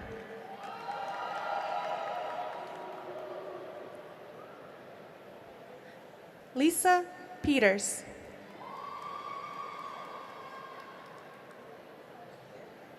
Cassandra Zoomhoff.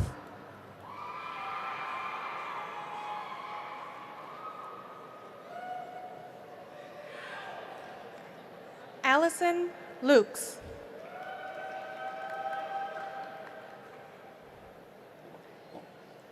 Hannah Pekarek.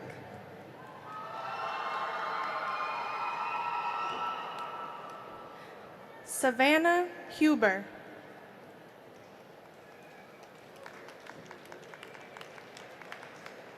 Benjamin Blotz.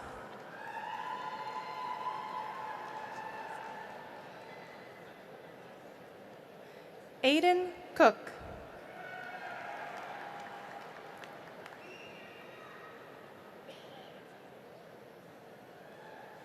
Bobby Bueller.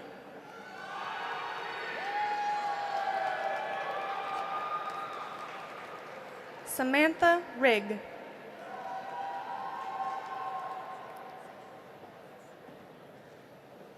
Sydney Cottonjim.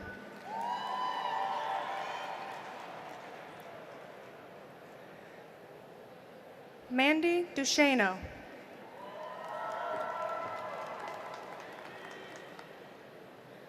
Amelia Seaman.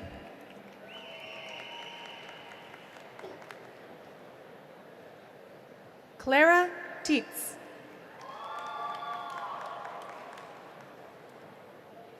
Sophia Matany.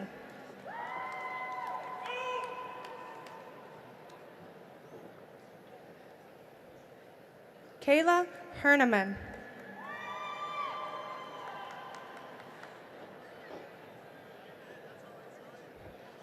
Catherine Cybernagel.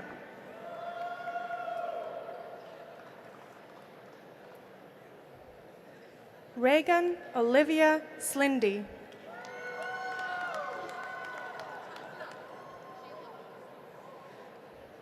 Eliana Swoverland.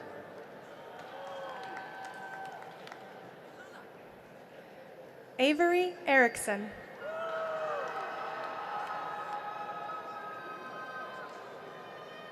Rachel Gross.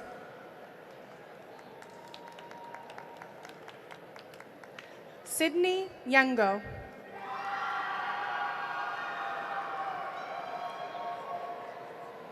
Amanda Cameron.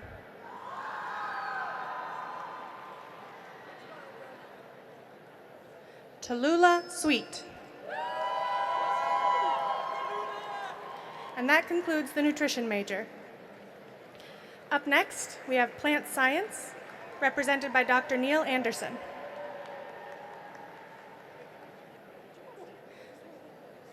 Liam Cronin.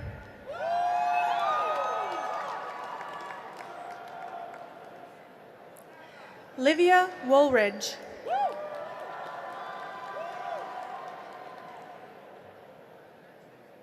Garrett Kramer.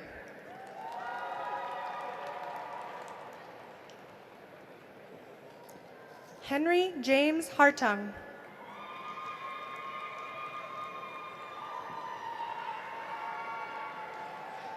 Caden Carlson.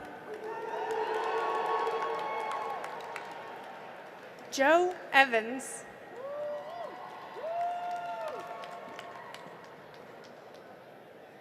Erin Renee Roseboom.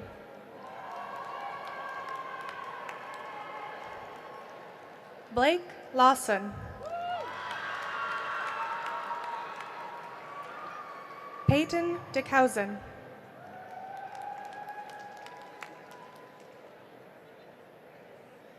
Dakota Rhodes.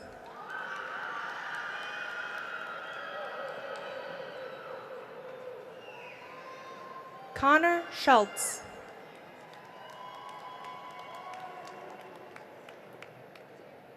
Layla Yeshaya.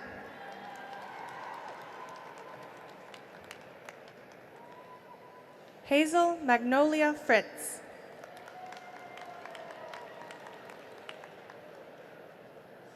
Owen Bond.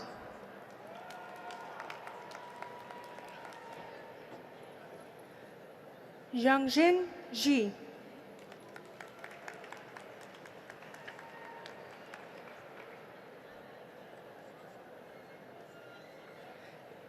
Tara Blooney.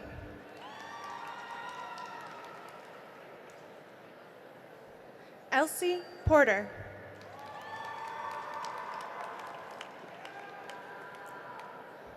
Jenna Lynn Ostendorf.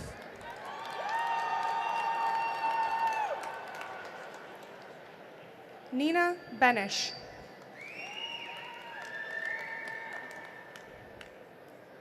Jessica Vikarev.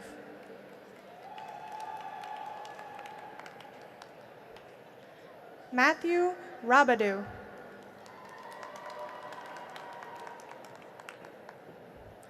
Hannah Schultz.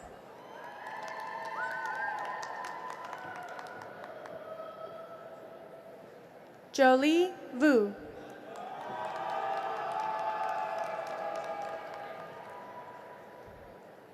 Danica Samuel.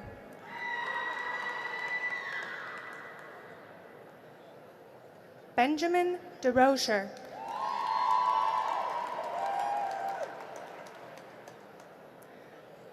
Liam Michael Powers.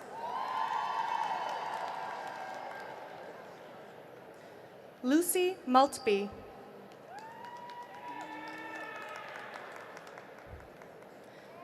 Zach Misch.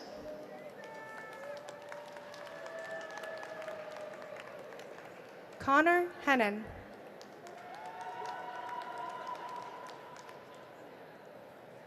Kai Fontana.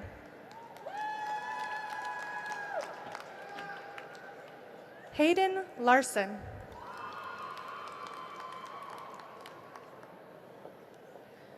Amelia Johnson.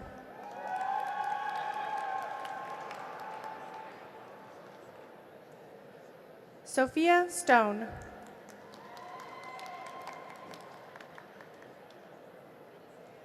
Emily Pesel.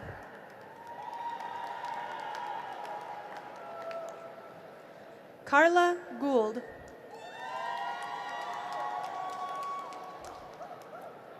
Britt Bredesen.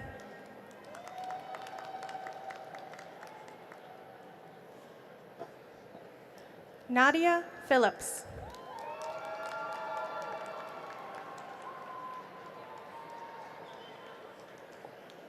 Rin Michael Barnum.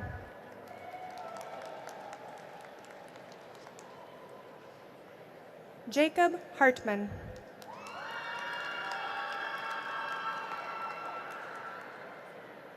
And that concludes the plant science major. Up next, we have Sustainable Agriculture and Food Systems, represented by Dr. Mary Rogers.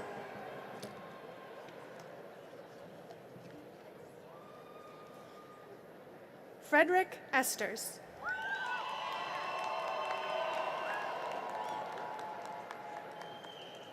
Fiona Todd.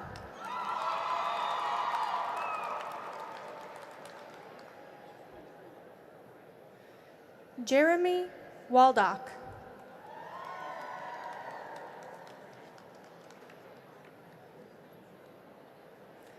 William Pradell.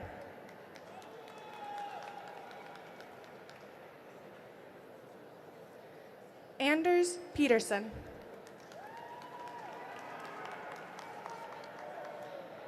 And that concludes Sustainable Agriculture and Food Systems. Up next, we have Sustainable Systems Management, represented by Dr. Hua Zhao. Aaron Putnam.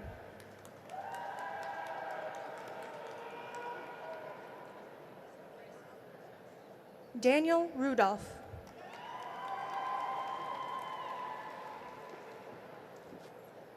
Lauren Grace Ryan.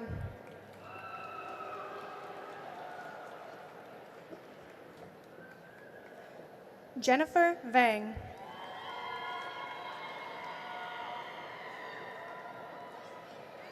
Dorothy Chislett.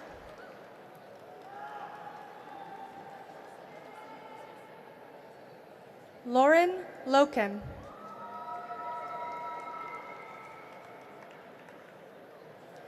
Patrick Olson.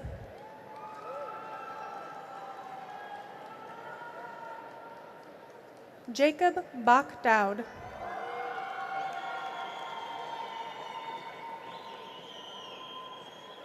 Maria Paredes Arroyo Martinez.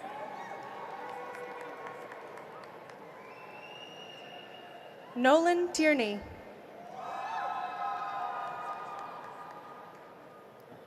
Paige Peugeot.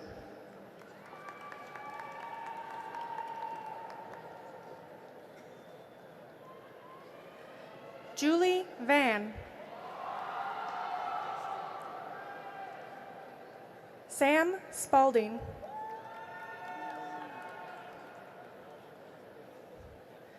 Gabriel Ginther.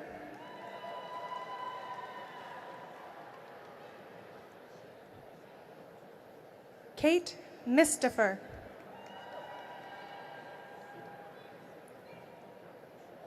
Lauren Lugbauer.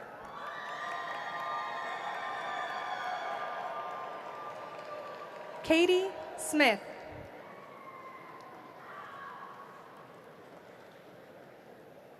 Hannah Nunez.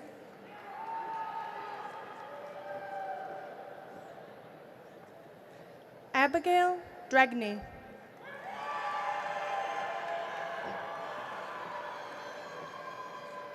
Caroline Brown. Faith Rabideau.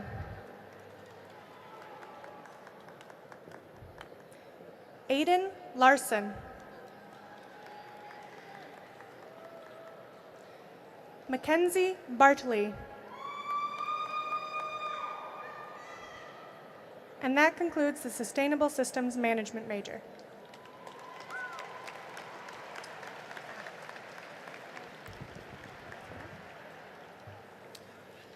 In addition to our CFANS students, we have students from other colleges joining us today. These students are unable to attend their upcoming commencement ceremonies due to scheduling conflicts, and we are happy to provide them an opportunity for these graduates and their guests to participate in a commencement ceremony.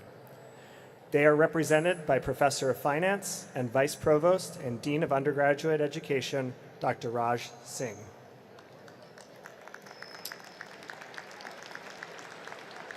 Noah Kohat Jackson.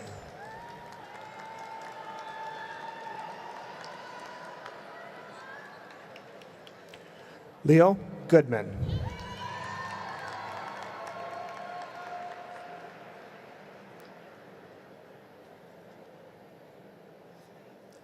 Daniel Davis.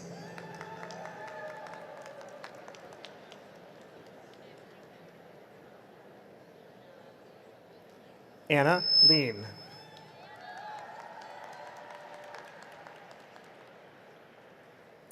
Isabella Raymer.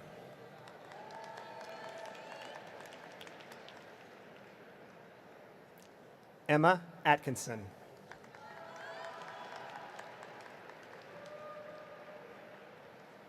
Alexandra Weimer.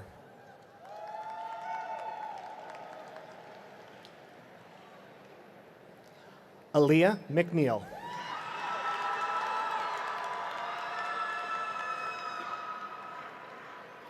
Deandra Gray.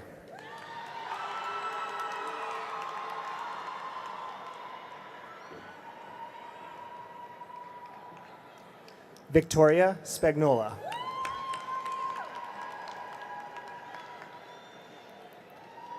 Maya Mansbach.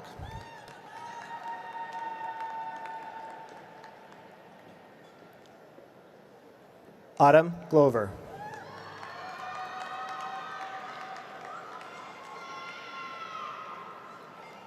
Jack Erlacher.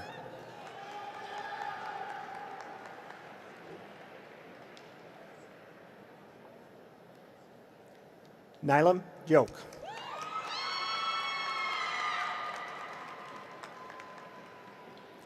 Zaria Black.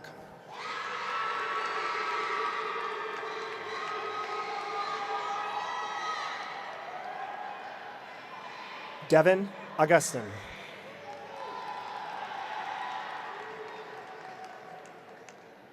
Brett Ringer.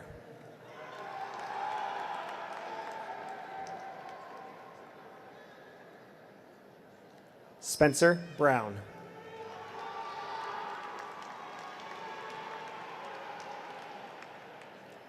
Mike Buchanan.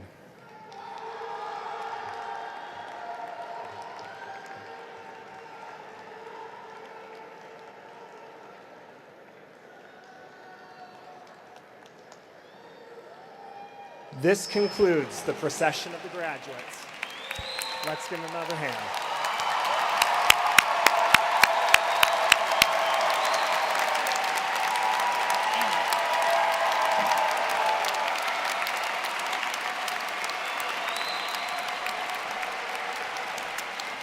It is now my pleasure to introduce Regent Wheeler.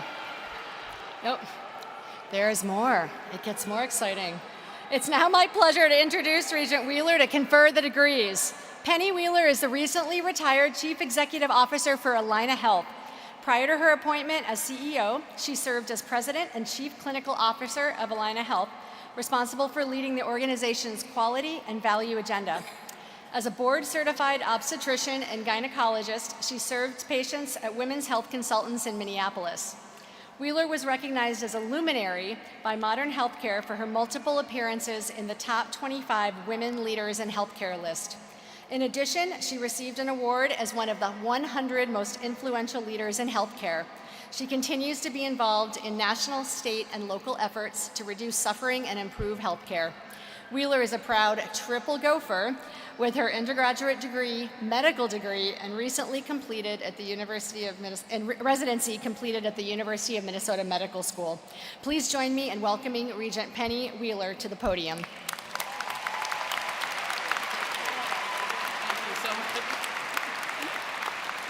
Thank you so much, Dr. Grossman. I get the incredible honor of uttering one line that's probably the best line that I can say in my life. By the recommendation of your faculty and by the authority of the Board of Regents of the great University of Minnesota, I confer upon you the degrees for which you are qualified. Congratulations.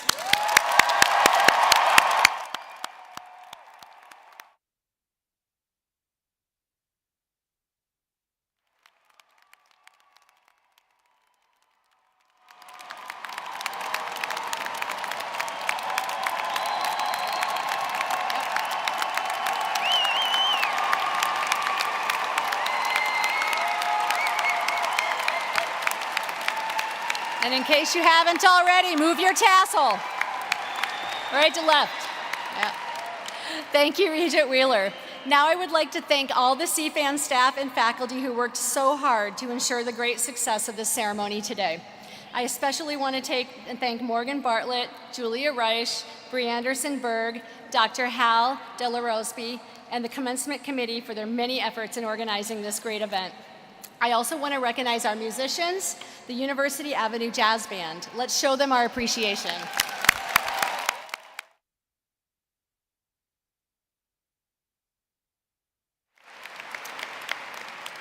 Following the singing of Hail Minnesota and the Recessional, I invite you to gather on the concourse level of the arena. Page 26 of your program provides information about which section of the arena you can meet your student and the faculty from their major. After singing, we ask that our guests please sit and remain seated until the Recessional has been completed. I now invite everyone to please stand and join us in singing Hail Minnesota. The words can be found in page 27 of your program. Congratulations, class of 2025.